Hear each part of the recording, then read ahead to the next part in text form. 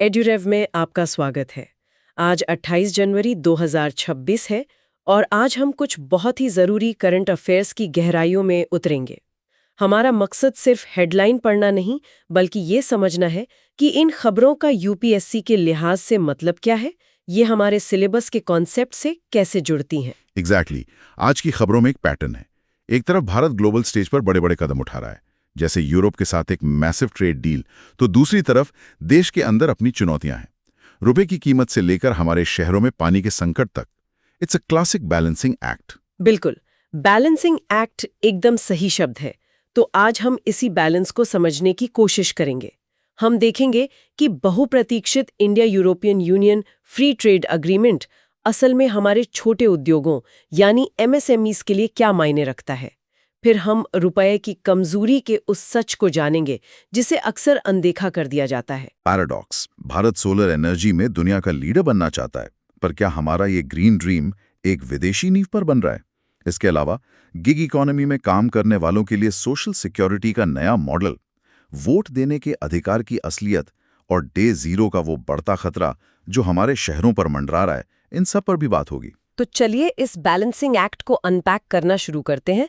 सबसे पहले वो खबर जो इंटरनेशनल रिलेशंस और इकोनॉमी दोनों के लिए बहुत बड़ी है। इंडिया और यूरोपियन यूनियन के बीच फ्री ट्रेड एग्रीमेंट या एफटीए। हाँ, और इसका स्केल तो एस्ट्रोनॉमिकल है। एस्ट्रोनॉमिकल, बिल्कुल। भारत और ईयू के 27 देश, मतलब दुनिया की करीब करीब 1/4 पॉपुलेशन का एक सिंगल मार्केट। बिल्कुल। इस समझौते का कोर आइडिया है म्यूचुअल टैरिफ रिडक्शन। आसान भाषा में, हम यूरोप से आने वाले ज्यादातर सामान पर इंपोर्ट ड्यूटी कम करेंगे या हटा देंगे, और बदले में ईयू हमारे लगभग सभी प्रोडक्ट्स को अपने बाजार में टैरिफ फ्री एंट्री देगा। ऑन पेपर ये एक विन विन सिचुएशन है। हाँ, इससे ट्रेड इंटीग्रेशन बढ़ता है, हमारे प्रोड्यूसर्स को एक बहुत बड़ा और अमीर बाजार मिलता है और उनकी कंपेटिटिवनेस भी बढ़ती है। सही। आम आदमी के लिए इसका मतलब शायद ये हो सकता है कि यूरोपियन कार्स, चीज या वाइन जैसी चीजें सस्ती हो जाएंगी, लेकिन यहाँ एक स्ट्रेटेजिक एंगल भी है ना, बिल्कुल। जिसे हम चाइना +1 स्ट्रैटेजी कहते हैं, कि दुनिया अपनी सप्लाई चेन्स को सिर्फ चीन पर निर्भर ना रखे। प्रिसाइजली, यह भारत की अपनी इकोनॉमिक पार्टनरशिप्स को डाइवर्सिफाई करने और किसी एक सुपर पावर पर डिपेंडेंसी कम करने की कोशिश का एक बहुत बड़ा हिस्सा है। लेकिन यह एक दिलचस्प बात है, फ्री ट्रेड का मतलब ये नहीं होता कि सब कुछ हर सेक्टर खोल दिया जाए। मतलब? इसमें स्ट्रेटेजिक एक्सक्लूजन्स बहुत जरूरी होते हैं।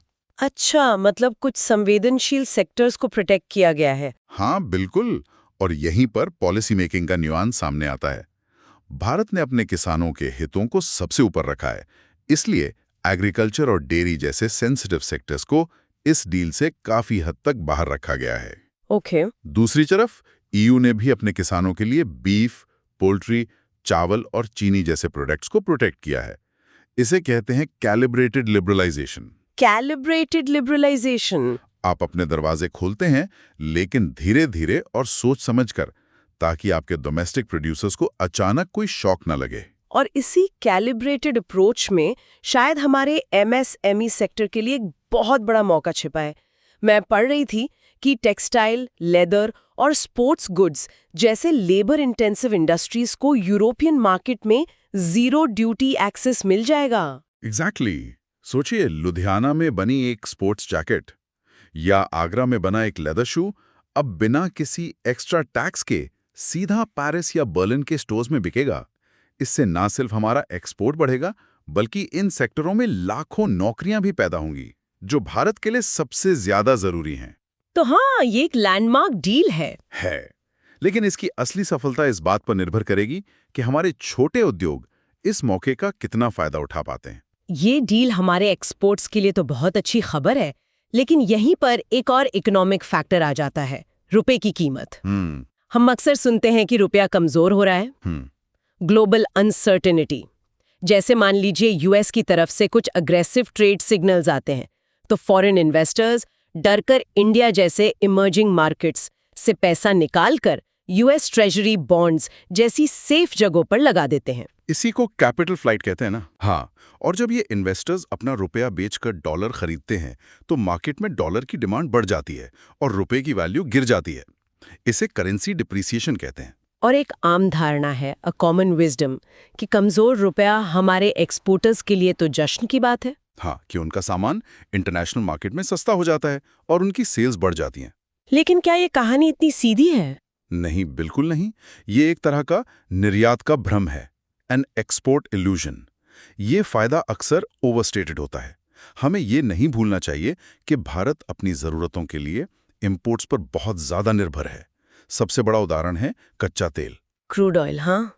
हमारी ज़रूरत का 85% से ज़्यादा क्रूड ऑयल हम इंपोर्ट करते हैं और इसका पेमेंट डॉलर्स में होता है। इसका मतलब रुपया जैसे ही कमजोर होता है, हमारा तेल का बिल तुरंत बढ़ जाता है। एग्जैक्टली।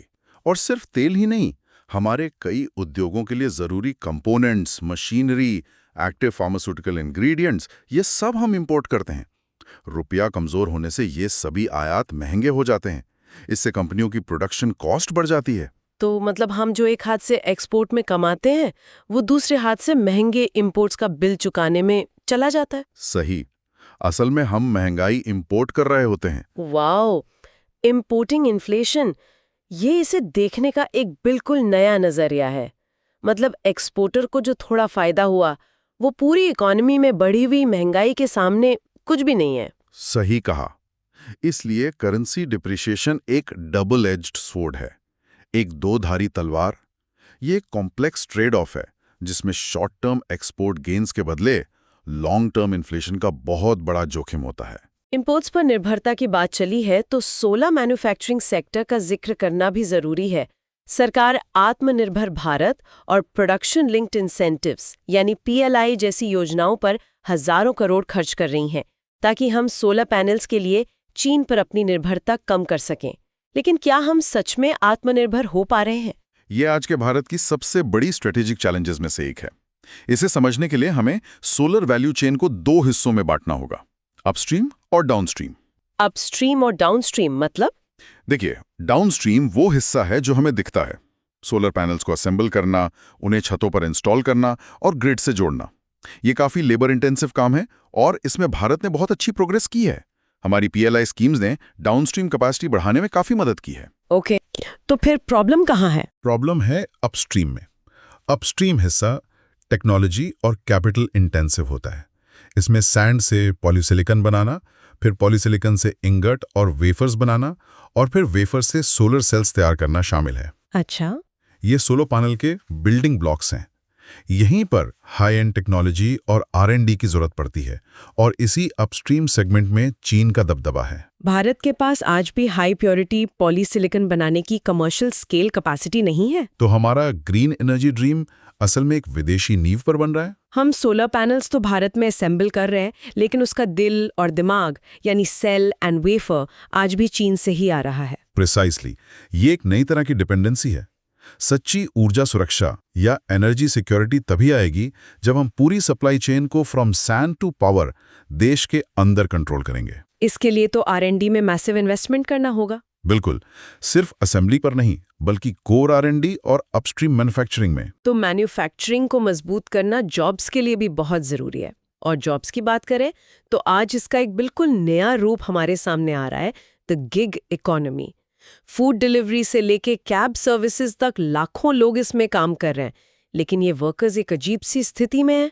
ना तो ये ट्रेडिशनल एम्प्लॉयज हैं, ना ही पूरी तरह से इंडिपेंडेंट। और इसी वजह से उन्हें वो सोशल सिक्योरिटी बेनिफिट्स नहीं मिलते जो एक नॉर्मल एम्प्लॉय को मिलते हैं, जैसे PF, हेल्थ इंश्योरेंस या पेड लीव।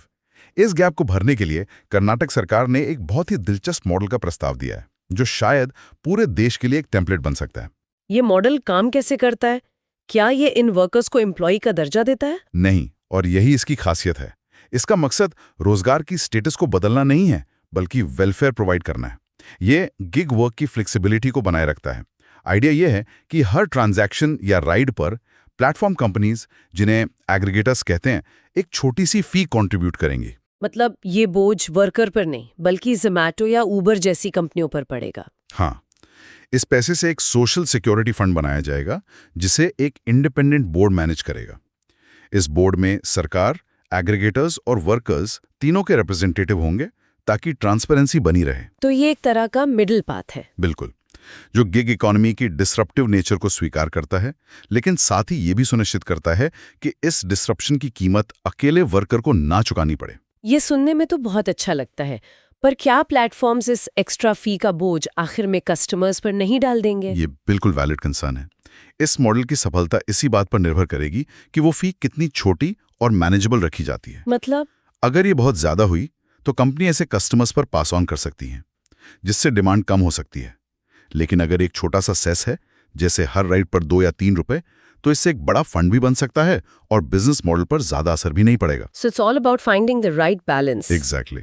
ये वर्कर्स के राइट्स की बात है। और राइट्स की बात करें तो डेमोक्रेसी में सबसे फंडामेंटल अधिकार है right to vote.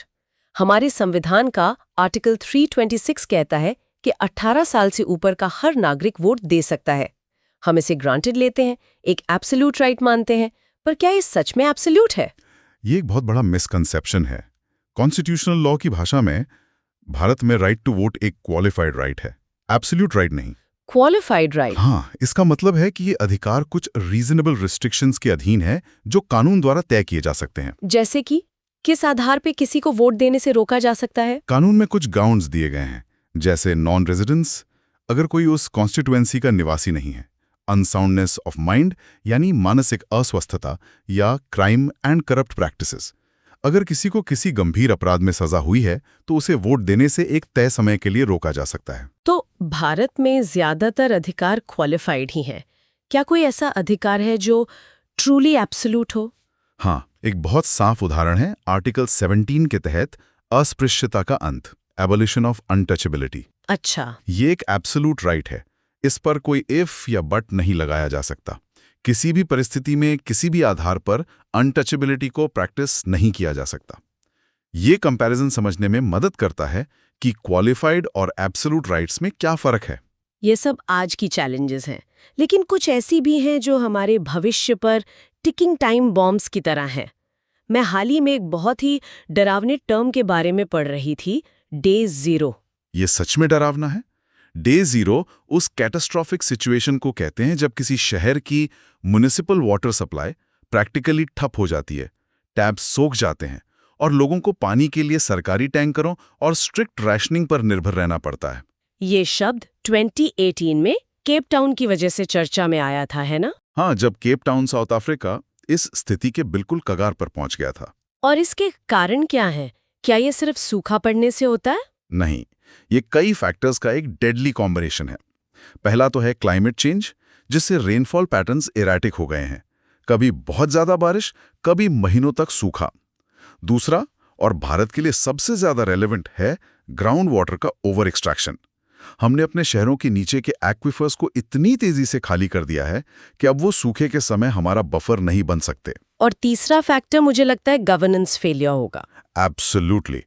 Poor urban planning, leaky pipes जिससे 30-40% पानी वेस्ट हो जाता है, और वाटर बॉडीज पर एनक्रोचमेंट, इन सब ने मिलकर इस संकट को और गहरा कर दिया है। यूनाइटेड नेशंस ने चेतावनी दी है कि भारत के कई बड़े शहर जैसे चेन्नई, बैंगलोर और दिल्ली भी ऐसे ही टिपिंग पॉइंट के करीब पहुंच रहे हैं। बिल्कुल। ये सिर्फ एक एनवायरमेंटल इशू नहीं, बल्कि नेशनल सिक्योरिटी और अर्बन मैनेजमेंट का भी एक बहुत बड़ा चैलेंज है। तो जहां एक तरफ पानी का संकट है, वहीं दूसरी तरफ हमारे शहरों में हवा की क्वालिटी भी एक बड़ी समस्या है। और शायद यहीं पर पीएम ई ड्राइव जैसी स्कीम रेलेवेंट हो जाती है। हाँ, PM electric drive revolution in innovative vehicle enhancement. बिल्कुल। ये स्कीम सीधे तौर पर एयर पोल्यूशन की समस्या पर चोट करती है, लेकिन एक बहुत ही स्पेसिफिक सेगमेंट को टारगेट करके, last mile transport. Last mile transport मतलब छोटे ट्रक और डिलीवरी वैन्स। ये क्यों इतना जरूरी है? क्योंकि ये light commercial vehicles, LCVs, Bharat के लॉजिस्टिक्स की रीढ़ हैं। देश का लगभग आधा माल यही गाड़ियां ढोती हैं, लेकिन इस सेगमेंट में ईवी पेनिट्रेशन सिर्फ 2% है। ज्यादातर LCVs आज भी डीजल पर चलते हैं, जो शहरी प्रदूषण का एक बड़ा सोर्स है। अच्छा। ये स्कीम ककमो, एम्बुलेंसेज और LCVs को इलेक्ट्रिक बनाने के लिए इंसेंटिव्स देकर एक साथ 2 समस्याओं का समाधान करती है: लॉजिस्टिक्स की लागत कम करना और शहरों की हवा को साफ करना। ये ग्रीन मोबिलिटी की दिशा में एक बहुत ही फोकस्ड और प्रैक्टिकल कदम लगता है। बिल्कुल। तो आज की चर्चा का सार देखें तो ये साफ है कि करंट अफेयर्स को अलग अलग साइलोज में नहीं देखा जा सकता।